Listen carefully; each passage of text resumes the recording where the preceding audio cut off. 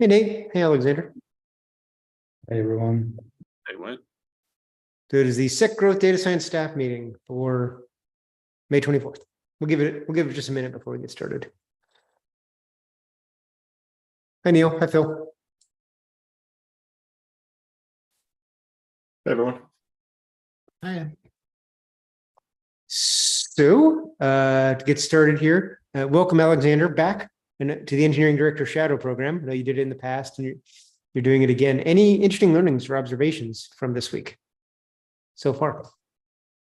Well, probably it's very interesting to see how the company is being adapted to the ML development, not only from the technical part where usually we work with Mon and with the AICC team, but also from the management side. Yeah, it looks interesting and really probably helps us to understand. I mean, I see clearly right now that the way how we need to work on the documentation. So probably that's the main part. So for me, the main maybe outcome of this week is that kind of path between management and the technical development, the kind of how to explain better the machine learning results that we obtain every week and how to present them better to the management.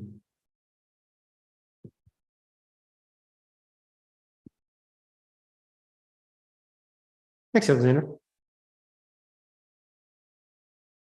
Nate, looks like you got the first thing under new hires and anniversaries.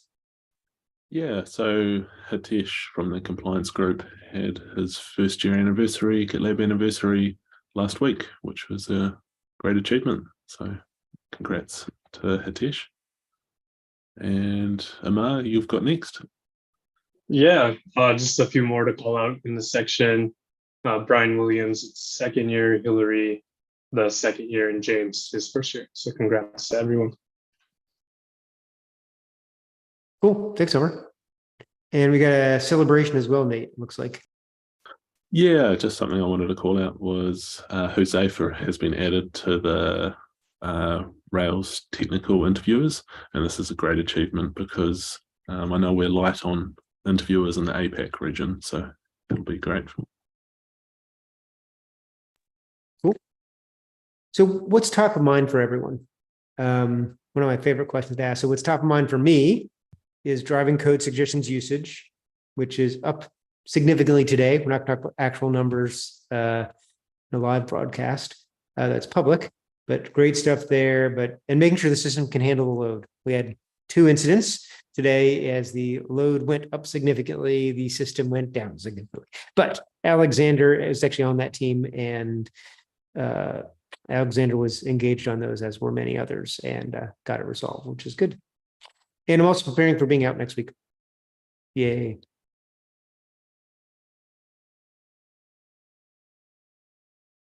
I was just starting to type in there. So many of you will have seen the quarterly results AMA from earlier in the week. And there were some slides and recordings and an AMA doc where Sid, the E-group, and various others presented.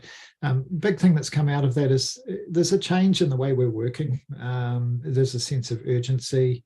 We've got competing with GitHub in AI has become this big thing, and we're all learning relating to what Wayne and Alexander have been saying. We're all learning about machine learning and what AI is and how we develop differently. But it's got me thinking about how we manage or how we lead teams differently, and the different approaches that might be needed there. So I don't have any answers yet, but it seems we're sinking a little bit more. There's definitely a lot more urgency. So I'm trying to think through how that changes how our teams operate on a day-to-day basis.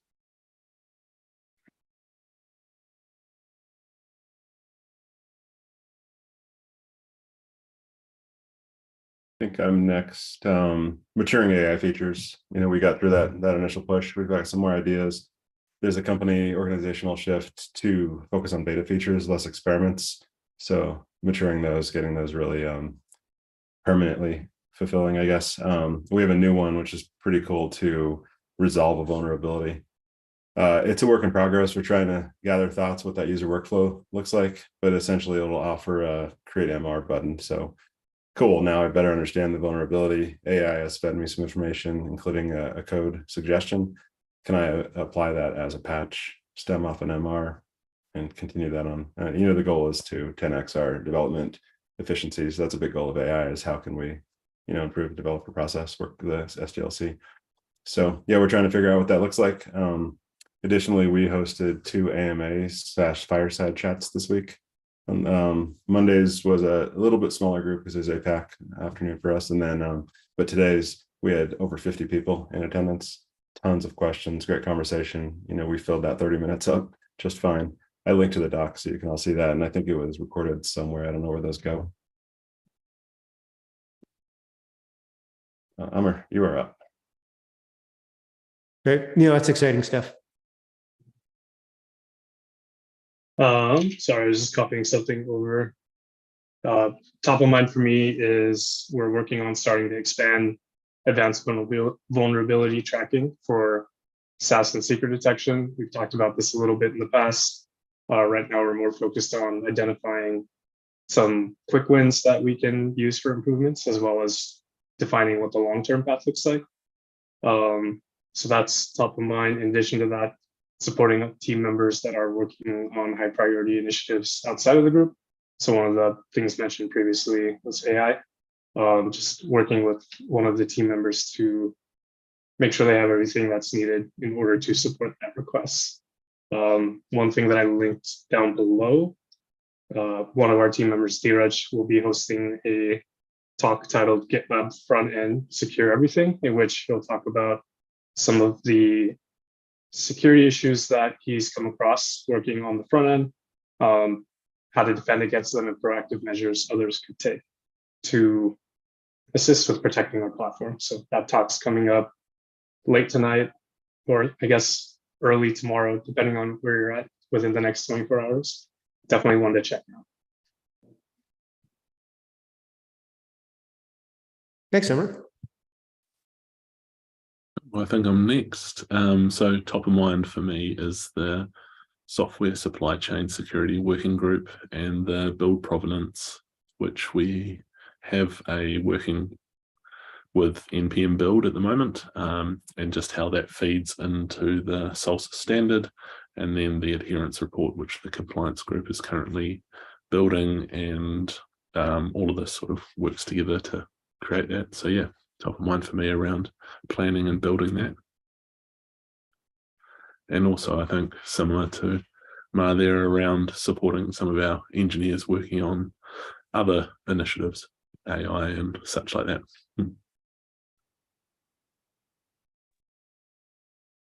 All right, I think I'm next. 2 things: customer workflows and how they flow through each of the stages that we have, and how those represent both opportunities as well as constraints, particularly within SEC, since we're organized by topic rather than workflow or work streams. So any type of customer-facing workflow touches both stages, and it will flow through a whole bunch of different groups. And so those represent opportunities in that there's different things that each of these stages support, as well as they also provide constraints, and being able to recognize where those are strikes me as important. How important, not exactly sure yet, but I'm wrestling with it. And also related and important, just since I've got dynamic analysis as well, processes and workflows within that group. We're recognizing overhead and trying to see if a pivot in how we work might smooth out the delivery processes that we have, particularly given that it's a much smaller group than it has been in the past.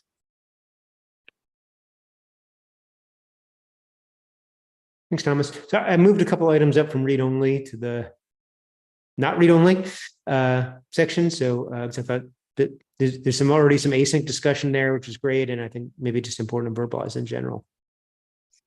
Yeah, the engagement survey, if you haven't seen that in Slack or in your email, the details are there as well. These are really useful. And the more teams and people you work with, the more useful and interesting the feedback is. It's really something that we can look to address. Any feedback. So please do encourage your teams to complete this before the 7th of June.